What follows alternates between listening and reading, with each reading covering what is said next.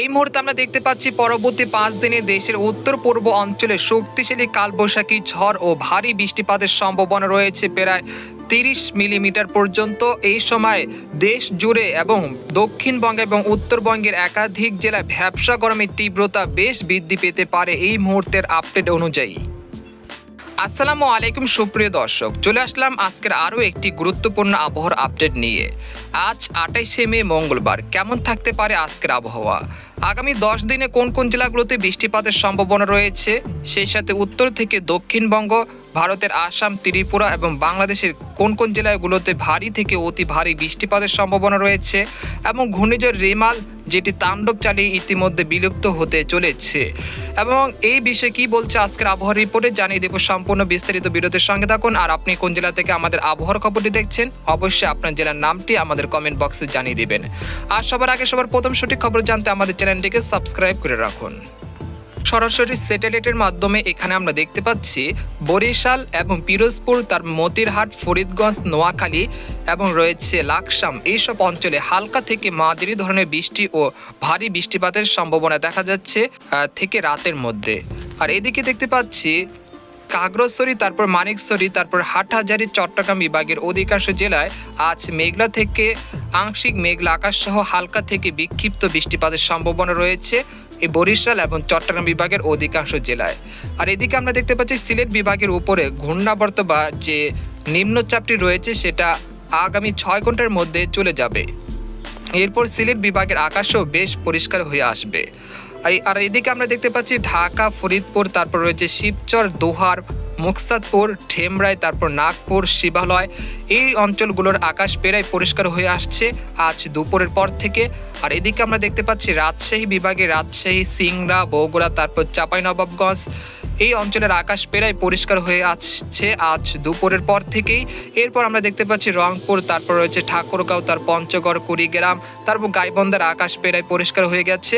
আর এদিকে দেখতে পাচ্ছি দক্ষিণবঙ্গের আকাশ প্রায় পরিষ্কার হয়ে আসছে আজ দুপুরের পর থেকেই, তবে আগামীকাল থেকে আরও আকাশ পরিষ্কার হয়ে যাবে।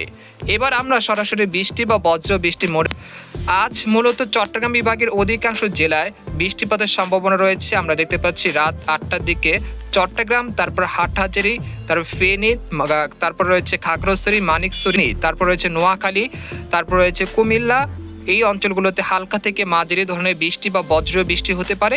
আর এদিকে রয়েছে ব্রাহ্মণবাড়িয়া, তারপর রয়েছে ত্রিপুরা রাজ্যের কিছু কিছু জায়গায় বিক্ষিপ্ত বৃষ্টিপাতের সম্ভাবনা রয়েছে আজ রাত 8টার দিকে। এছাড়া খুলনা, বরিশাল, ঢাকা, রাজশাহী এবং রংপুর বিভাগের আকাশ প্রায় পরিষ্কার হয়ে গেছে। এরপর আমরা যদি দেখি দক্ষিণবঙ্গের পশ্চিমের জেলাগুলো খড়গপুর, তারপর রয়েছে এখানে দীঘা, এই সংলগ্ন এলাকায় খুব সামান্য বৃষ্টিপাতের সম্ভাবনা রয়েছে। এছাড়া কলকাতা, তারপর রয়েছে আরামবাগ, তারপর দুর্গাপুর, তারপর রয়েছে বর্ধমান, তারপর শান্তিপুর, এই অঞ্চলগুলোর আকাশ প্রায় পরিষ্কার হয়ে গেছে, সেরকম বৃষ্টিপাতের সম্ভাবনা নেই রাত 8টার দিকে। এরপর আমরা রাত 10টার দিকে চলে আসবো। রাত 10টা বা 11টার দিকে আমরা দেখতে পাচ্ছি রংপুর বিভাগের কিছু কিছু জায়গায় বিক্ষিপ্ত বৃষ্টি বা বজ্র বৃষ্টির সম্ভাবনা দেখা যাচ্ছে আজ রাত 11টার দিকে 28শে মে।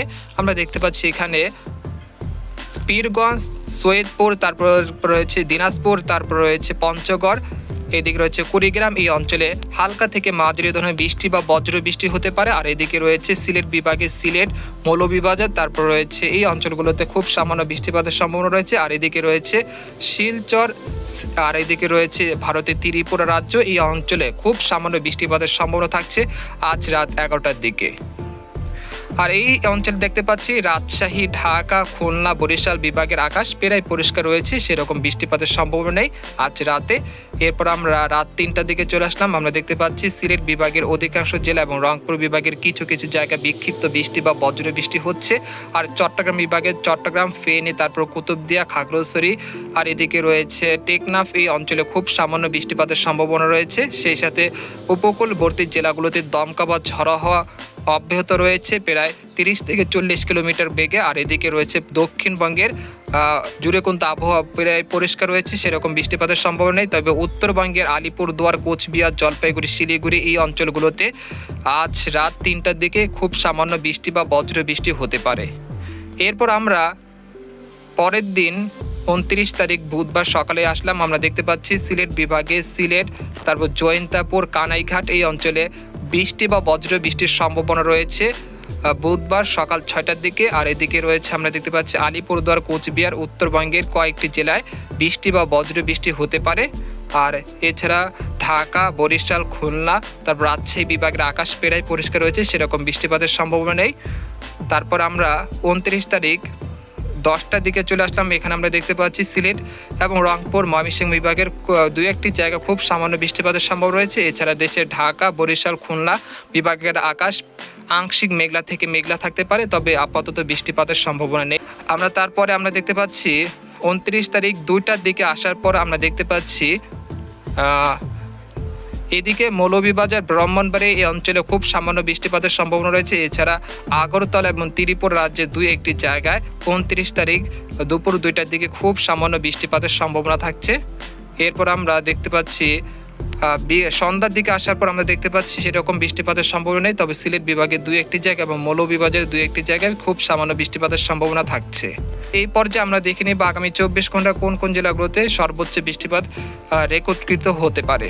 আমরা দেখতে পাচ্ছি সিলেট বিভাগে প্রায় 200 মিলিমিটার পর্যন্ত বৃষ্টিপাতের সম্ভাবনা রয়েছে আগামী 24 ঘন্টায় সিলেট, মৌলভীবাজার, তারপর রয়েছে হবিগঞ্জ, আর এইদিকে রয়েছে ছাতক, তারপর রয়েছে জয়ন্তাপুর এই অঞ্চলে হালকা থেকে মাঝারি ধরনের ভারী থেকে অতি ভারী বৃষ্টিপাতের সম্ভাবনা রয়েছে।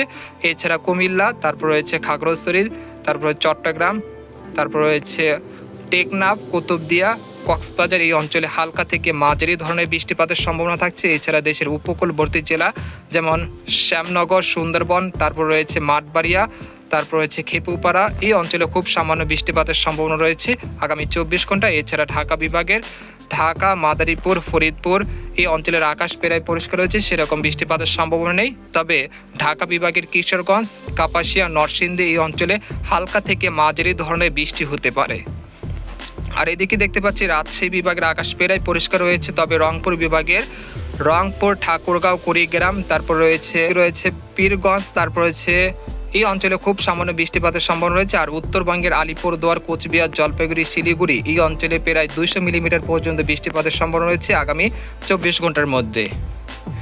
এই পর্যায়ে আমরা জেনে নেব যে আগামী 24 ঘন্টা আমরা ECMWF মডেলে এখানে আসার পর আমরা দেখতে পাচ্ছি আগামী 24 ঘন্টায় খুলনা, বরিশাল, চট্টগ্রাম, ঢাকা, এরপর সিলেট, ময়মনসিংহ বিভাগের অধিকাংশ জেলায় দমকা হাওয়া বয়ে যেতে পারে। এছাড়া রংপুর বিভাগের পঞ্চগড়, ঠাকুরগাঁও, দিনাজপুর এই অঞ্চলে দমকা হাওয়া বয়ে যেতে পারে। এছাড়া রাজশাহী বিভাগের সেরকম দমকা হওয়ার দাপট নেই। এরপর আমরা 29 তারিখে আসার পর আমরা দেখতে পাচ্ছি খুলনা, বরিশাল, ঢাকা, তারপর চট্টগ্রাম বিভাগে এবং ময়মনসিংহ বিভাগের উপর দিয়ে দমকা হওয়ার দাপট রয়েছে। তারপর রয়েছে দক্ষিণবঙ্গের কলকাতা, তারপর রয়েছে আরামবাগ, চন্দননগর, তারপর বর্ধমান, শান্তিপুর, কাটোয়া এই অঞ্চলগুলোতে উপর দিয়ে দমকা বা ঝড়ো হাওয়া বয়ে যেতে পারে আগামী 24 ঘন্টার মধ্যে। এবার আমরা জেনে নেব তাপমাত্রা কীরকম থাকতে পারে এই সময়। তাপমাত্রার ক্ষেত্রে আমরা দেখতে পাচ্ছি ঢাকা, রাজশাহী, খুলনা, বরিশাল বিভাগের কিছু কিছু জায়গা ভ্যাপসা গরম রয়েছে এবং রংপুর বিভাগও ভ্যাপসা গরমের তীব্রতা রয়েছে। তবে ময়মনসিংহ, সিলেট, চট্টগ্রাম এবং কুমিল্লা এবং ভারতের ত্রিপুরা রাজ্যে সেরকম ভ্যাপসা গরমের তীব্রতা নেই, তবে আগামীকাল থেকে বৃদ্ধি পেতে পারে। তো আমরা দেখতে পাচ্ছি 29 তারিখ ঢাকা বিভাগে ঢাকা, তারপর রয়েছে ফরিদপুর, তারপর সিরাজগঞ্জ, তারপর কাপাসিয়া, তারপর হচ্ছে শিবালয়, তারপর দোহার, মুন্সিগঞ্জ, তার মুকসাদপুর, মাদারীপুর, তারপর রয়েছে টঙ্গিপাড়া, তারপর গোপালীগঞ্জ, তারপর রয়েছে মাদারীপুর এই অঞ্চলগুলোতে ভ্যাপসা গরমের তীব্রতা বৃদ্ধি পেতে পারে। এক কথা বলা যায় রাজশাহী, ঢাকা, খুলনা, বরিশাল বিভাগের অধিকাংশ জেলায় ভ্যাপসা গরমের তীব্রতা বেশ বৃদ্ধি পেতে পারে। এছাড়া তো এই ছিল একটি সংক্ষিপ্ত আবহাওয়ার খবর। তো এরকম লেটেস্টিং আবহাওয়ার খবর জানতে আমাদের সাথেই থাকুন।